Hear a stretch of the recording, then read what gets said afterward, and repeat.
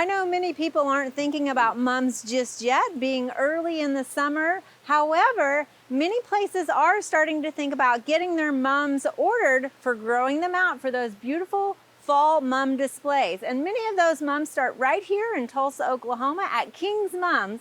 And joining me today is Brian Kanotz, who is the owner of King's Mums. Brian, thank you so much for having us back here.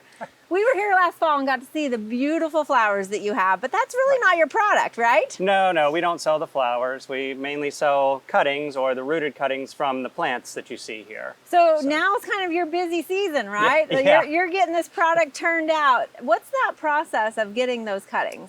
Well, when you were here last fall, we had the plants growing and you saw the flowers, and we keep those plants, or a lot of them, and then we grow them on for the next year, and some of them are still here.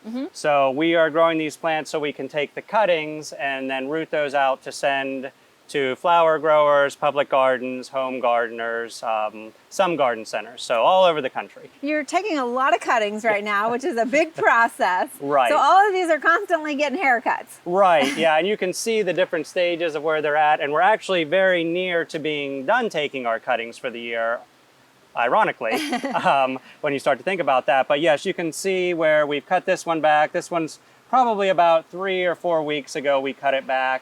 And this one's been at least 5 weeks. We don't normally let them go this far, but we're not going to need these again. So I'm not going to spend the time cutting them back again. All right. It's a lot more work. So you're taking basic stem cuttings, right? Right. Tell us a little bit about that process. Can you walk us through it? Yeah, sure.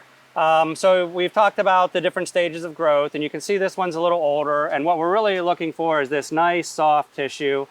We use snips like any other person would. These are nice, new, sharp ones, so I'll try not to cut myself. And we keep them in rubbing alcohol, and that's to keep down on disease transmission.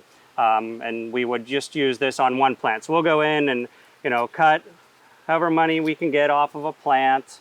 And we generally try to leave where growth can come out again. So we're in here cutting away. You're sort of giving them a haircut in that process for new growth to come on. Right, but there is a limit to how many times you can do that. Okay. You can't just keep cutting on the same plants. Okay. So yeah, we would do something like that. We could take these too, but we don't have to take them all. So you're looking for a few leaves. Yep, we're looking for something that'll be, relatively long. This one is a little bit thicker than we would normally like, but it's not terrible. Okay. And you can see, let me cut one off of here just to show you a little bit of a difference. It's kind of hard to see, but you can start to see that pithiness coming on the older one. So this is going to root a lot better than this. Okay, so where it's kind of that white. Yeah. Right, and some of them will really get woody almost. So that isn't something we would really want to use. Okay. So we pretty much just take our cuttings and then we strip our leaves down. And a lot of people think you want to leave a lot of leaves, but you really don't need a lot of leaves because you're worried about transpiration, and you really want, a minimal leaf coverage for the mist that'll be on here for humidity. Okay, so a 3 or 4 inch stem, stripping off the leaves, and you're just doing that with your hands. Yeah, I just use my hands. I know some people like to use gloves. I do it all the time, so it's not really a big deal. And then we want to get them about the same length, so we've got, as best we can. It's not a perfect science. I do this all the time, so I kind of know, what I'm looking for. And that's about the length we want. And we've got a good clean cut. And then I use powder hormone, and I also use a liquid form too, but this is the most commonly used, and it's indole acid is the common active ingredient. And then we just dip it in there, and that's a cutting ready to go. We wouldn't stick these immediately. Okay. We let them callus. We hold them for a few days and let that callusing process start. So what is that process of holding them over before you actually put them in soil? Put them in a old style foldable plastic bag, and usually we put a label in there so we know what it is. Right. And we don't put too many in a bag, maybe 50. And then you've got the old flip top, and roll it up. And you don't want them completely sealed, we found. We don't like using Ziplocs because it completely traps the humidity in there and can rot them. But then we just store them. We try to keep them upright in trays or boxes in alphabetical order. And then we keep them around 55 degrees in a cooler. Okay, so that keeps them Yep. from really transpiring, losing Right. that moisture, Right. but allowing that wet tissue at the stem to kind of callus over before Right, you and put that's it. and that's what the acid is doing. And Okay. it is an acid, and it's not strong. I think it's 0.03%. Right. It's really, not And very this much. is just simply that rooting hormone that any Right. homeowner can buy at your garden center and stuff. Right. Yeah. It's mainly talc, Uh-huh. and then a little bit of acid in there. All right, so let's take a look at what's the next step of that now. Okay.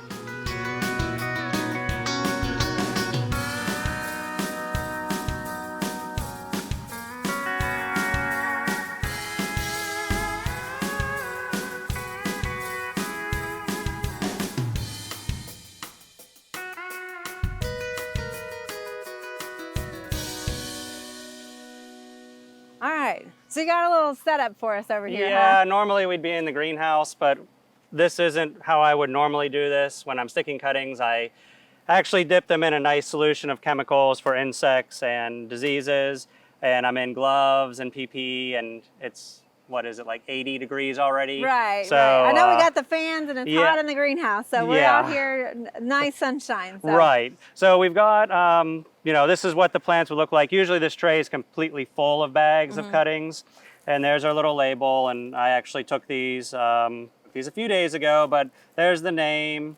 And I'm actually going to keep these for my own stock. So we've got them wrapped in here. So Because these are what you will grow out. yeah, that these we are saw for me. You last can't fall, have these. right? Yeah. Okay. So this is, and we do it alphabetical. Okay. One of the things that a lot of people don't see the commercial side, this is a pretty standard size tray, and one of the few things that's standardized in horticulture. So when you're looking in the commercial growers, they all use a tray this size. It just depends on what they're growing. So they can put, this tray has 105 plugs in it, but you can grow like pansies. I've seen them up to 576 in the same size tray. Okay. So it just depends on what you're growing. And some plugs maybe are bigger Yep, with so they'd fewer be, numbers in there. Right, and actually there's some growers now, what we're using, just so we can talk about that, these are, they've got the little fabric around there so it keeps the soil in there.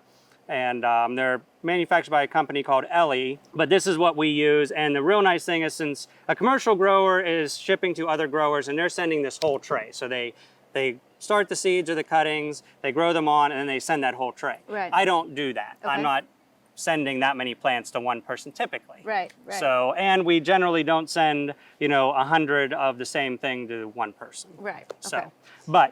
so that's what we use. And these actually, it's hard to see it, but there's actually a little hole in them, supposedly, for sticking the cutting. So all we would do is take them out of here. I'll put that in my pocket. And then for me, I have OCD compulsive disorder. So, and then we would just start sticking these in. And it's literally a And matter of literally, just sticking yep. them in there. And you can see the powder stays on there. And these have started their process. And so how long have these been in the fridge for that callus to start Well, forming? they've been in there probably at least, I want to say Typically, Saturday. okay. We took them. So usually Saturday, Sunday, Monday, Tuesday. four four or to 5 5 days. days. Okay. So once you get a flat done, Yep. what's the next step? Then we take them in the greenhouse and we put them under mist. Okay. And And- obviously moisture in these plants is still critical. Right, Tell me so- what you're doing to kind of protect these and keep that moisture in those plants. We've got a small computer, so it controls a solenoid valve and opens up the water, and then the mist comes through misters, and generally 6 seconds every so often. Okay. It can vary depending on the stage of growth, from every 10 minutes to every 30 minutes. And then, of course, if we're real cloudy, I'll watch it and I'll turn it down, because we're, as you mentioned, worried about humidity. Right. And this spring we've been really humid. Right. So I haven't been running it as often, about 20 minutes, even for the first week of cuttings. Because staying too wet could be a problem. Yeah, then too, they'll right? rot, and they can either rot in the tip, which is bad, or they can rot off at the base. Okay. So, and that's one of the things a lot of people make mistakes on. They think, oh, we want to keep them really wet, but if you keep them really wet, the soil's wet and the base of it rots off, or the tip, and you really just want enough humidity around it so that callus forms, and then the plant wants to put out its roots. So we're in full sun, and you're going to have them in a full sun greenhouse. Is that concerning? Do you have Well, I any have protection? some shade cloth. Okay. So we don't want full sun. Okay. But as we go along, they get more sun. Okay. So by the time they're So ready what to is come out, that process before they're ready to be? it's about 4 weeks. 1 week first week under mist is more mist, and then as we go along, we move them every week. Okay. And we lower the mist. And by the 3rd week, the mist is low and they're getting a lot more sun. So the cuttings get more light early. So once the hot midday sun, they're a little more protected starting out. Okay.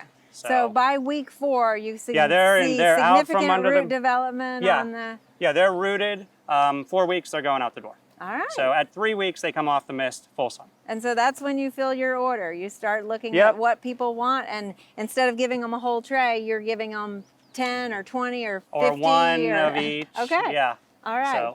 So people have ordered these back how long ago? January. January. So it's not like people can order these now. They have to get their orders in early in order to get these plugs so that many people can have these mum displays this fall. So it's a big process in order to get ready every fall for your mum. And we generally work with, you mentioned the public gardens, we generally work with them beginning in November or December, say this is what we're, this is something new or something we're taking away, so they can get their design teams together because they plan out even further. Yeah. And we make sure that their orders are filled. taken care of because they need those for the public to come in. All right. So, Brian, thank you so much for sharing this process with us and letting us have a little insight into what might be happening this fall. Sure.